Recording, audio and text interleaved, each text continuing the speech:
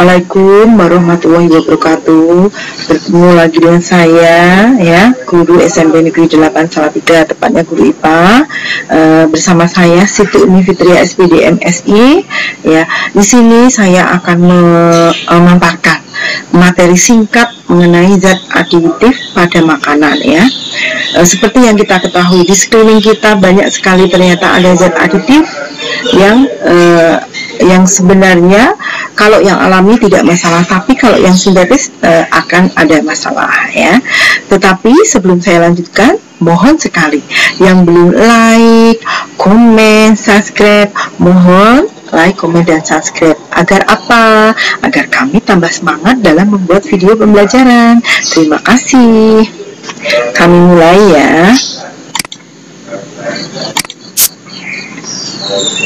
Zat aditif pada makanan, ya, oleh saya Siti Umi Fitria SPD MSI. Materi ini kami presentasikan saat pembelajaran di kelas 8 semester 2 kurikulum 2013. Untuk tujuan pembelajarannya kami hanya mengambil sebagian kecil saja, ya, karena biar fokus saja, yaitu mengidentifikasi fungsi dan efek samping bahan kimia makanan. Kemudian yang kedua, mengidentifikasi efek samping bahan kimia yang terdapat dalam produk. Nah, ini, ya, disehat mana? Jajanan pasar atau makanan kemasan? Bisa apa kalian menjawabnya? Pasti bisa. Nah, langsung kita bahas apa tuh sebenarnya zat aditif makanan itu, ya. Zat aditif adalah zat yang ditambahkan pada makanan dengan tujuan menambah kualitas baik rasa, warna, awet, dan penyedap. Nah, saat ini, ya, berlomba-lomba mencari bahan-bahan sintetis, ya. Apa saja tuh bahan-bahan sintetis itu?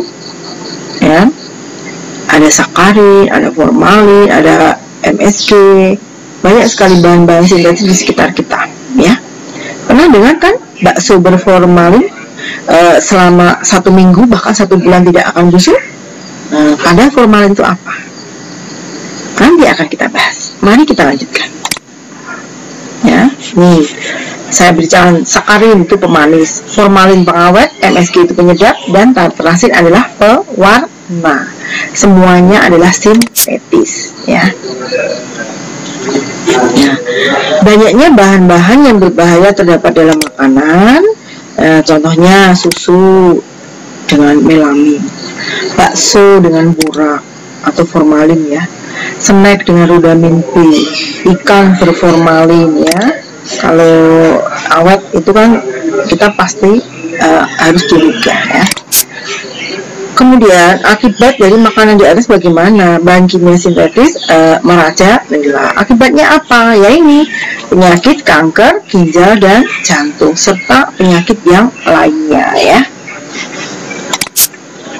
Nah, makanya saya mengajak atau kita mengajak kembali memanfaatkan bahan-bahan dari alam atau istilahnya adalah back to natural, ya.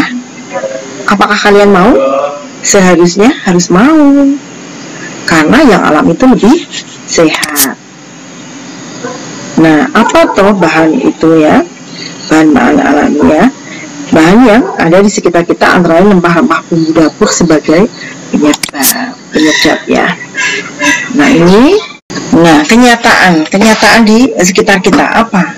Nih, tidak ada makanan kemasan satupun yang bebas dari bahan-bahan sintetis.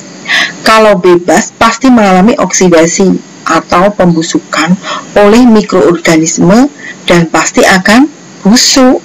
Nah, makanya tadi saya sudah bilang di depan, kalau makanan itu ternyata tidak busuk, berarti kita pantas curiga, ya. Kita lanjutkan. Kemudian zat aditif itu dibagi 2, alami dan sintetis atau buatan. Nah, sebenarnya tujuan zat makanan itu diberi zat aditif apa toh? Yang pertama yaitu menjaga kestabilan. Yang kedua, meningkatkan nilai gizi. Yang ketiga, mengawetkan yang keempat menyedapkan, dan yang terakhir adalah meningkatkan nafsu makan ya. Nah, sekarang kita bahas yang alami. Yang alami itu yang seperti apa?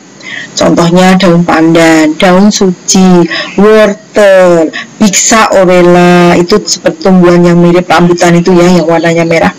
Gula Jawa, gula tebu, gula aren, bawang putih, merica, lengkuas, tumbar, garam, cuka, gula, dan seterusnya. Biasanya yang alami itu mempunyai sifat bagaimana?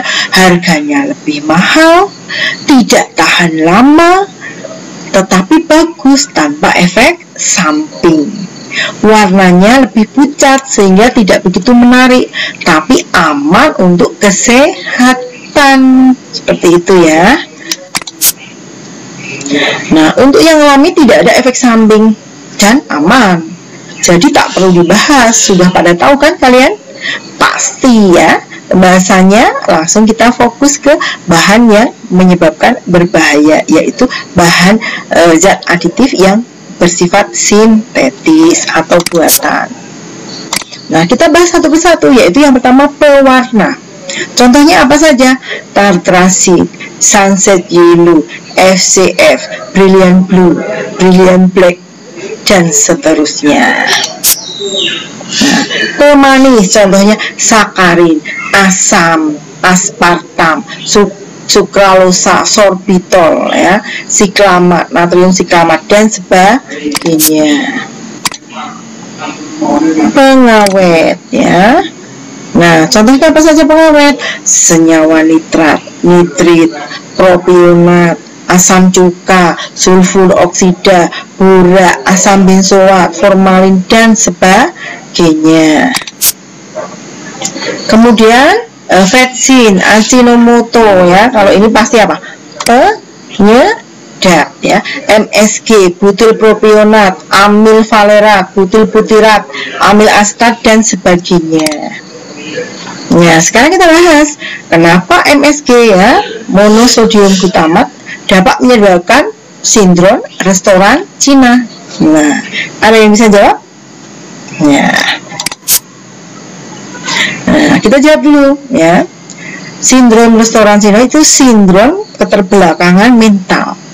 Itu diprediksi karena apa? Sering mengkonsumsi MSG dalam jumlah besar sehingga menghambat yang namanya respon saraf di otak. Nah, makanya orang yang kena sindrom seperti itu biasanya cirinya apa? Lola ya, Lola atau idol ya, yang jelas PA gitulah istilahnya ya, loading lama pendek akal. Kemudian mulutnya menganga terus karena apa? Kelenjar ludahnya kan bengkak besar sekali ya, sehingga kalau ngomong pasti bindeng gitu ya. Terus mirip ciri-ciri orang idiot itulah ya. Itu sekarang kita bahas ini aja. Kemudian yang sintetis itu apa?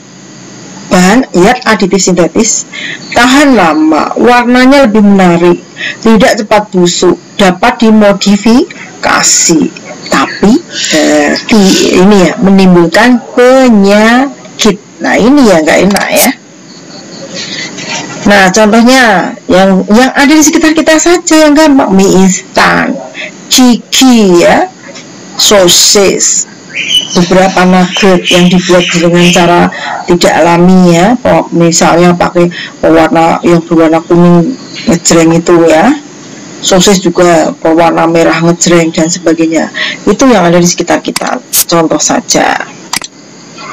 Nah, waspada terhadap makanan atau minuman dengan warna menyolok dan harga murah, karena kemungkinan makanan dan minuman tersebut dibubuhi zat pewarna sintetis yang bukan pewarna makanan. Selain itu, takaran zat pewarna yang dibubuhkan bisa saja melebihi syarat aman untuk kesehatan ya.